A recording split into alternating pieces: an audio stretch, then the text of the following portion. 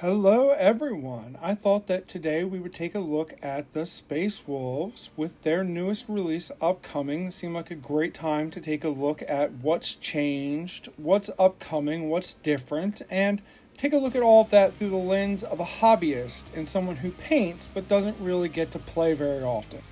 So let's start with Blood Claws. They're a great place to start since they are where the aspirants tend to start anyway. The new models look pretty good actually. I don't have a ton of complaints about them based on the few pictures I've been able to see so far. As far as they go, this is more than perfectly serviceable. It's fun to see some of the older armor styles make guest appearances, and the pauldron without trim gives a very different look to the Marines. Blood Claws, as their role implies, as the beginning of the pack, is a very interesting set of models. It's hard to find a great way to show youth and inexperience from a modeling perspective, but it's not so hard to show jumping forward into battle with no regard for themselves and often not even wearing helmets. So, they're a great model to play with. They have the red and yellow scheme, and for me at least, having the pack markings match has always been super important. And speaking of pack markings, since we're on that topic, let's talk about that for a little bit. Unlike other chapters, pack markings hold a really important place within the Space Wolf tradition. Now, if you're going to play Space Wolves, you might as well go all out and do the pack markings and do all the lore represented that you can, because otherwise, what is the point? So, starting with Blood Claws, and they're yellow and red because they're the newest of the group. Whenever you're doing pack markings, usually there are simplistic geometric shapes, simple triangles, half colors, simple things like that. It doesn't have to be complicated, it just needs to have a splash of this color and it really adds something to the army. And while the traditional yellow and black wolf symbol is actually Ragnar Blackmane's symbol, it still works really well for the coloration of the Space Wolves, whether you're going with the light baby blue or you're going with the traditional darker gray or shadow gray. These bright spots of color really help bring attention to your models. So when you're doing it, I'd also recommend that you pick other panels, kneecaps, places on the Marine and add them there as well. Space Wolves are another famous chapter for having individualized armor, and this really helps bring them to life. And regardless of which color scheme you've chosen, these little pops of bright colors always make it look better. That'll take us right into Grey Hunters. Now, these guys make up the bulk of most Space Wolf Space Marine forces. They kind of fill every role, and ever since the Primaris edition, their defined roles have gotten a little murky, frankly. Unfortunately, the way that it used to be was that Long Fangs were your older, more seasoned Space Wolves, and they would take up the heavy weapon roles.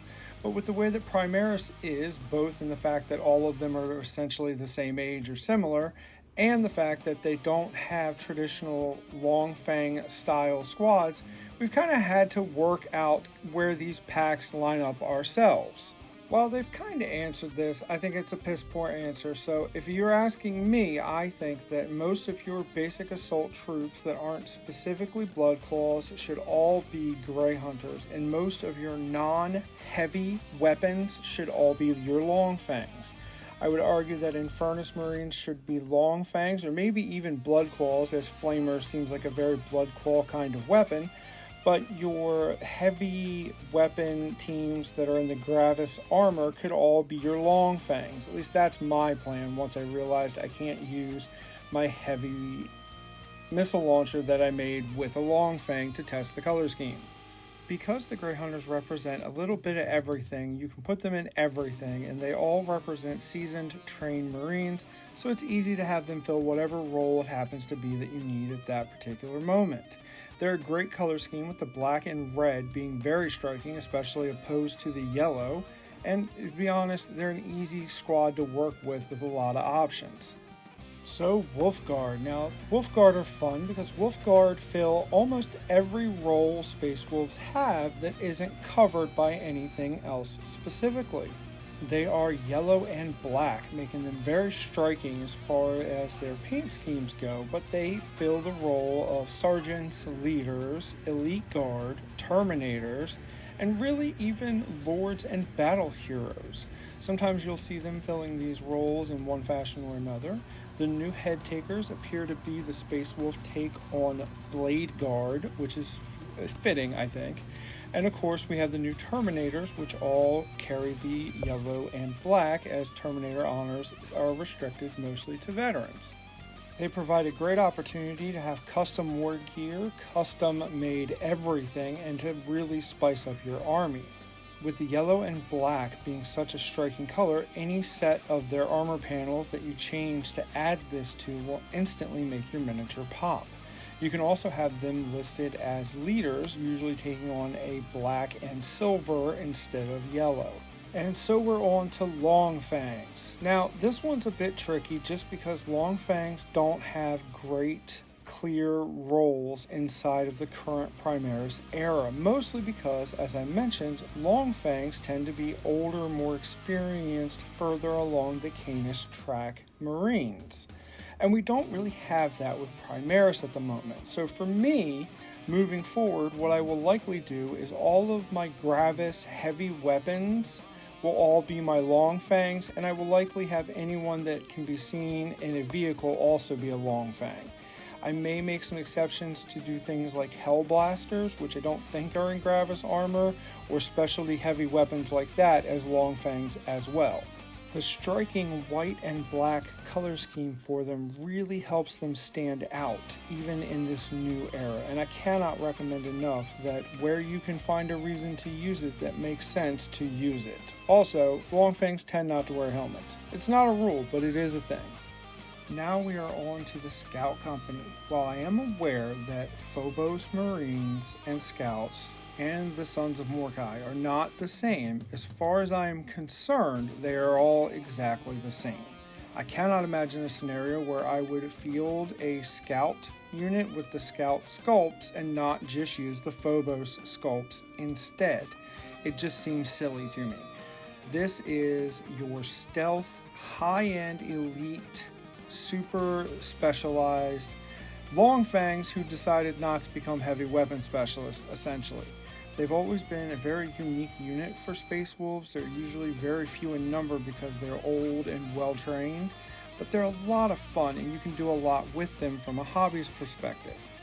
Though this is usually the one time I try not to have my Space Wolves be brightly colored and quickly eye-catching, simply because of what Scouts normally do.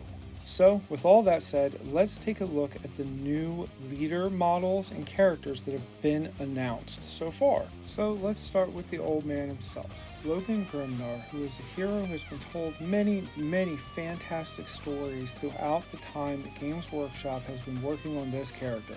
This new model I heard best described as an old biker meth head. And while that sounds derogatory, and I can see why people might feel that way, it is such a fantastic description of the oldest Viking in the group. It is a fantastic new sculpt, and I hope that it sells well so we get more.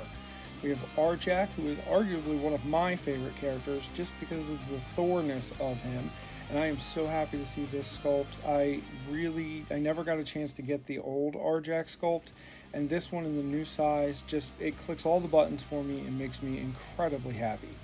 The Stormcaller is back and he looks amazing. This is such a fun pose with the little bird flying off to the side, defiantly standing with his staff, especially after the bizarre last couple of iterations he's had. This feels proper. And our new Wolf Priest, who is not a replacement for Ulrich, but is still fantastic.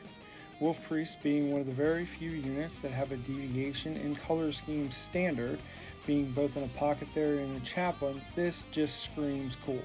So those are just some of my initial thoughts regarding the new Space Wolf stuff. Hopefully you enjoyed it. If you like this kind of content, let me know and I'll consider doing more of it. Like and subscribe.